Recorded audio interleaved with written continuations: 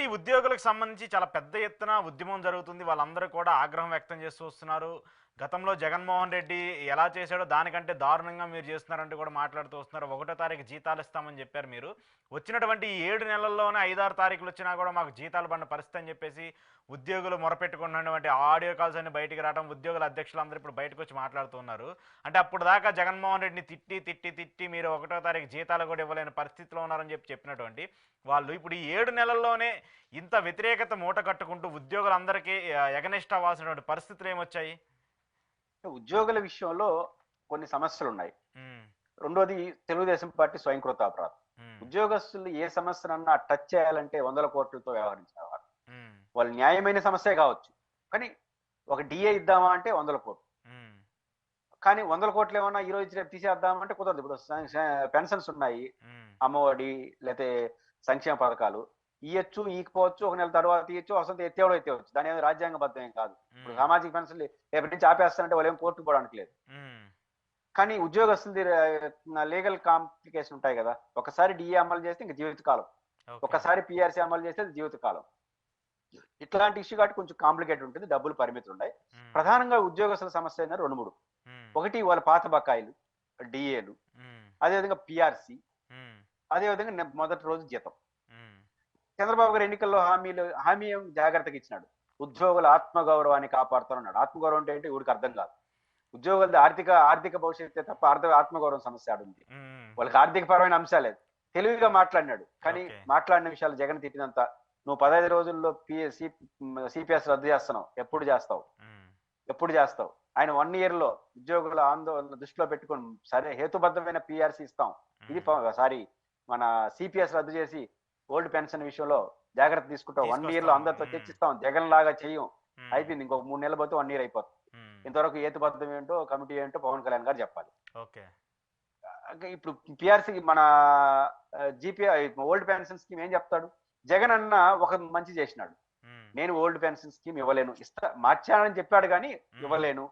At the same time CPS correct కాదు, ఉమ్, మాధ్యమ మార్గంగా గ్యారంటీ పెన్షన్ జిపిఎస్ ఇస్తానంటే దానికి ఒక హేతుబద్ధి. ఈరోజు భారతదేశానికి అంత రోల్ మోడల్. ఉమ్, చంద్రబాబు నాయుడు గారు కూడా తెలుసుకునే ఇంప్లిమెంట్ చేయడానికి ట్రై చేసి ఈ మీడియా చెడగొట్టింది. ఉమ్, యాక్చువల్ జూలైలో జగన్ గారి సంతకాన్ని యాజ్ టీజీ అమలు చేయించి వదిలేస్తుంటే అది అయిపోయింది. ఓకే, వీళ్ళు మీడియా వాళ్ళు జగన్ సంతకాలు ఇంకా పని చేస్తున్నాయని గోల్ చేసి దాన్ని రద్దు చేసుకుంటున్నాడు. ఇప్పుడు ఏం చేయాలి? అప్పుడు అమలు అయిపోయింది, ఒక పని అయిపోయింది, ఉమ్, పెద్ద సమస్య పరిష్కారం ఉంటుంది, తిట్టుకు అంటారు. ఇప్పుడు ఏమైంది? నువ్వు గౌరవప్రదంగా 1 year పాటు చర్చిస్తా ఉన్నాడు. ఇప్పుడు చర్చించి ఉద్యోగాలు చర్చిస్తే మాకు పాతదే కావాలంటారు. ఉమ్, జగన్ చేసింది అనుకో ఇంకా నీకు నాకు తేడా ఏంది అంటారు. ఉమ్, సిపిఎస్ అమలు చేస్తే ఊరుకోరు, ఓకే, సిపిఎస్ అమలు చేస్తే ఊరుకోరు, జగన్ చేస్తే ఇంకా ఆయనకి నీకు తేడా లేదంటే పాతదే అమలు చేయలేదు. ఉమ్, ఎట్లా చేయాలి? ఇరుక్కున్నాడు. రెండో పాయింట్ ఏంటంటే నెలవారీ జీతం ఉమ్, కొంత తేడా వస్తుంది అన్ని చోట్ల, ఫైనాన్షియల్ అడ్జస్ట్మెంట్ లేదు అన్ని ప్రతి నెలలో. అవును, ఆ ఇబ్బంది రోజు జగన్ ఎటపడితే అది తిట్టాం కదా, నెల నెల ఏడా ఏడా ఏడా అని తిట్టారు. ఉమ్, ఇప్పుడు వాళ్ళకి అది గుర్తొస్తుంది. నేను మొదటి రోజు ఆత్మగౌరవం అన్నాడు, ఇప్పుడు మీ ఇవ్వండి అంటారు. ఉమ్, ఎక్కడి నుంచి ఇస్తాడో ఇవ్వట్లేదు. ఉమ్, కానీ జగన్మోహన్ రెడ్డి గారు ఎప్పుడైతే తిట్టే వాళ్ళని అట్ట గెలినారు, వాళ్ళు రెచ్చిపోయినారు, కట్టగట్టి జగన్మోహన్ రెడ్డి గారికి వ్యతిరేకంగా ఓట్లు వేసినారు. ఓకే, మేము అందుకేనా మీకు వేసిందని మళ్ళీ వాళ్ళకి ఉమ్, వాళ్ళు టచ్ చేయాలంటే. రెండోది పిఆర్సీ, జగన్ ఏదో పిఆర్సీ ఒక కమిటీ వేసినాడు, ఉమ్, మీ సొమ్మేం పోయింది, ఆ పిఆర్సీ కమిటీ ఏదో రిపోర్ట్ ఇస్తుంది, ఇచ్చిన తర్వాత ఐఆర్ ఏదో ఇయ్యొచ్చుగా.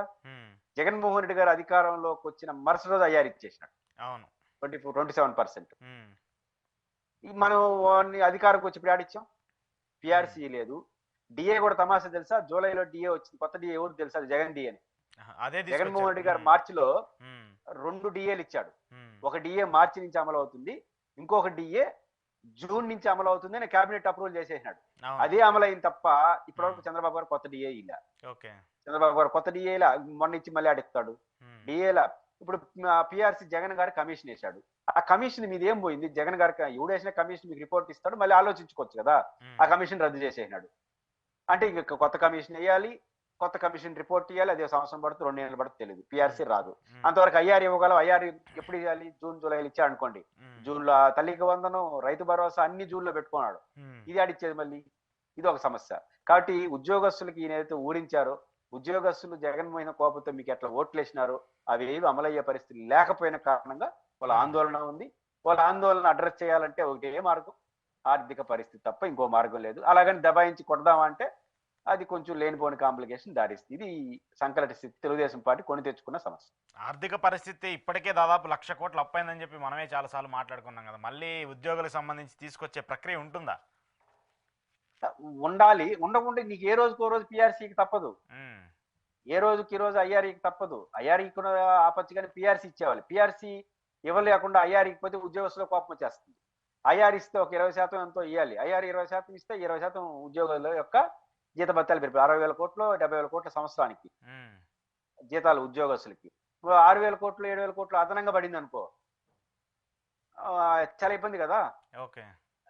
చాలా ఇబ్బందికర వాతావరణం. నెలకు 1000 కోట్లు అట్లా అదనంగా పెరిగింది అనుకో, యాడ్ ఇచ్చేది. ఉమ్, పైపించి జూన్ జూలై నుంచి 2 కొత్త డిమాండ్లు ఒప్పుకునేసినారు. చేయాలి, చేయకపోతే అదో సమస్య. తల్లికి వందనం, అవును. రైతు భరోసా అది మెడకు చుట్టుకునేస్తుంది. ఉమ్, కాబట్టి సమస్య సంక్లిష్టం ఉంది. ఆలోచించాలి. వెనక్కి పోలేడు, ముందుకు రాలేడు. ఒక సంకట స్థితి.